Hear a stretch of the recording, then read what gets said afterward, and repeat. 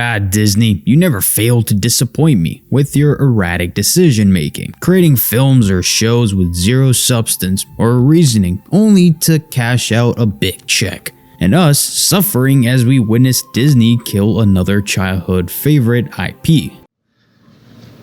Look how they massacred my boy. Now, I'm not gonna lie to you, I wasn't overly hyped for a Lion King prequel to a father figure character backstory, cause as we've seen before, Disney cannot make a spin-off to a film expecting it to elevate the story. I mean shit, they managed to strip Obi-Wan of his guilt in his own spin-off and have him be like, sorry bud, I had no part in your decision making despite me training you under my wing for like 15 years. What a dick. So why the hell do we need a story to Mufasa and Scar's relationship when the very film gave us a pretty good glimpse of how they were as children? The conniving deceiver and the wise prideful lion, no more, no less. I always agreed Lion King should have been that standalone classic. Sure, we got 2 sequels, which I can't lie, I enjoyed watching as a kid. I just haven't seen them in like 15 years, so I have no clue if those films really hold up. But as I recall, they did do something different each time, but unfortunately failed to live up to the classic film. Despite the whole controversy it stirred up with the whole Kimbo the Lion, we don't talk about that. Like, I'm not even gonna sugarcoat. I was excited for Lion King 2019 live action remake, but that would be the last time I'd ever listen to myself believing a remake would actually serve well, especially from Disney. Something really wrong is going on here. And to stretch out live action, because really the only thing that is live are the set pieces. I mean, they're just CGI lines, which didn't work too well since you barely, if not at all, saw expressions to really captivate the power some scenes held. Mufasa's death was really the nail in the coffin for me. That film, given the lack of expression on Simba's face when Mufasa gets trampled compared to the animation, where we get those exaggerated emotions, feeling the power the writers and animators pictured with that scene.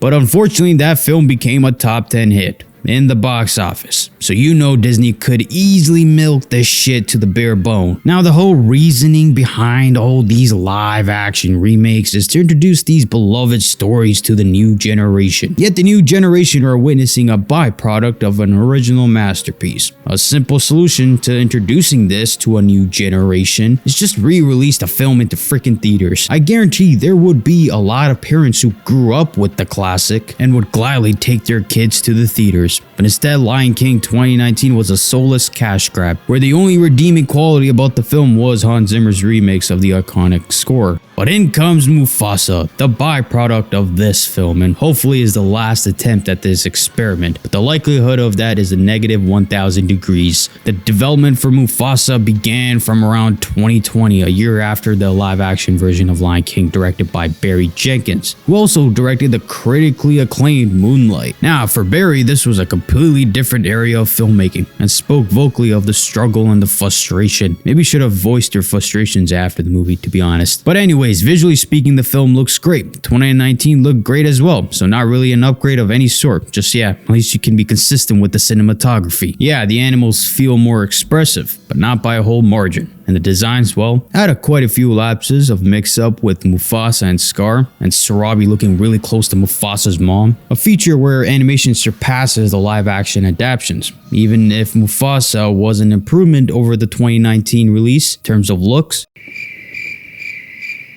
But what's really covered in the film is really actually pointless. The film opens up with a certain score, giving me, not gonna lie, goosebumps. I'd be very disingenuous if the familiarity with the music did not give me the nostalgic jitters. The opening scene, which is a callback to Simba and the Stampede, as Mufasa gets stripped away by the wave and saved by Taka, who ends up being Scar later on. Taka takes him in, but his father, who's a deadbeat king, neglects Mufasa for being an outsider, hence sending him to live with the females where he can learn to hunt, use his scent to track down prey. Meanwhile, Scar learns to be like a deadbeat just as his father, and sit around as that's what kings do. You know, I can understand the neglecting part, but don't dumb the character down to bring up Mufasa. You already have a point of a story to prove why Mufasa will be a better king, and I get this is an attempt to elevate Mufasa to be a bigger than the rest, but the film proceeds to take male lines being lazy jackasses, which is a very big misconception, just to play a slapstick comedy. Tell me what's funny. Remember when Mufasa spoke with Simba in regards to his father's wise words about great kings? Well, which father would that might be? We barely got to see his own father. The only moment is really through a musical, but nothing really in depth with the character. And well, just as I explained earlier, a deadbeat king, who we know for sure did not teach Mufasa that. Look at the stars. Great kings of the past down on us from those stars. And so will I. The outsider lions attack the Pride, leaving Mufasa and Scar to travel from point A to point B, and the movie is just pointless at that point. We didn't need to know, nor were there questions on how Mufasa met Zazu and Rafiki and Sarabi. And to be fair, Mufasa is the same character he was from point A to point B. All we see for growth is really Taka, and in the most unsatisfying manner. Mufasa steals his girl, role in the kingdom, as well as credibility, which shapes Scar from being a straight evil bastard to a lion fallen from grace, cause God forbid we can have a straight up evil antagonist. It's a funny world we live in. They needed to make Cruella sympathetic, now they want to make Scar sympathetic, as well, which to be fair kinda takes away the absolute power Simba taking down his own pure evil uncle had.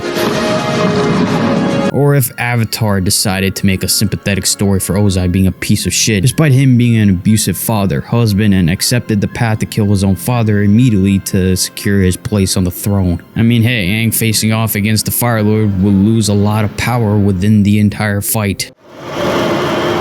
The reason why we wanted a story of early Darth Vader was because they made this character in Empire Strikes Back a fallen Jedi. He was never a Scar or a Cruella, but he was once a legendary Jedi fallen through manipulation by the pure evil Palpatine. And please Disney, don't make a Palpatine prequel where he has this tragic fallen character vibe to him. Alright, I think I've gone deep in the plot. I have more frustrations to lay out to spin the story if you want to call it that. Mufasa and his friends defeat the Outsider Alliance, reclaiming the Pride Lands as the new king. Meanwhile, Taka gets his Scar in the most Nick Fury way. Still in there somewhere. Mufasa falls under another Disney live-action remake of a tragedy. The film was a brutal watch. Yeah, sure, an improvement over Lion King 2019 in terms of the animals' expressions, but it's honestly truly baffling that the film fails on a character and writing level. And a big fault to that is how rushed the film feels when developing their characters. Not a great plan. Taka receiving his name feels so underwhelming because there was no general reason for them to make a story revolving around Mufasa and Scar's name. It's a bold strategy, Cotton. Let's see if it pays off for him. With no surprise, the film proceeds to take that very moment into something, well, that feels rushed. And a forced love triangle where, I'm gonna be honest, I didn't even realize Taka had feelings for Sarabi till he mentioned it halfway through their journey. Just no sense of development or interactions prior. Just no clever direction in general. It sucks because Jenkins is a really good fucking director. It's just a shame this was the end result, and I see he will never try this style again. And as for Disney, they really need to stop with these live action remakes. Especially for Lion King, for fuck's sakes. I mean, the score felt so underwhelming with no original music feeling memorable, except for beats which have been already composed by Zimmer. Yeah, they missed with the score, which was shocking because I felt going in maybe the original soundtrack will feel great. Nope, I was wrong. Stood on the shoulders of geniuses to accomplish something as fast as you could. Yeah, but your scientists were so preoccupied with whether or not they could, they didn't stop to think if they should. And staying on the topic of music, the film just has way too many musical scores. Every 5 to 10 minutes, the film becomes a dance number, sort of destroying its own pace. And it certainly doesn't help that it goes back and forth, with Rafiki telling the story, which to be honest, they could have removed that entirely as it was pretty much Pumbaa and Timon cracking jokes.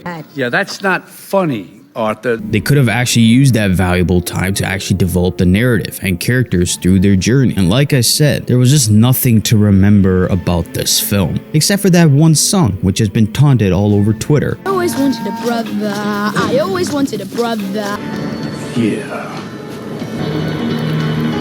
Not really. Long live the king. If I were you, I'd go watch Sonic 3 with your family. That is actually a very good film that's worth your time. It's just an unfortunate result of how disrespected animated films get in this day. But yeah, that's it from me. So yeah, see you on the next one.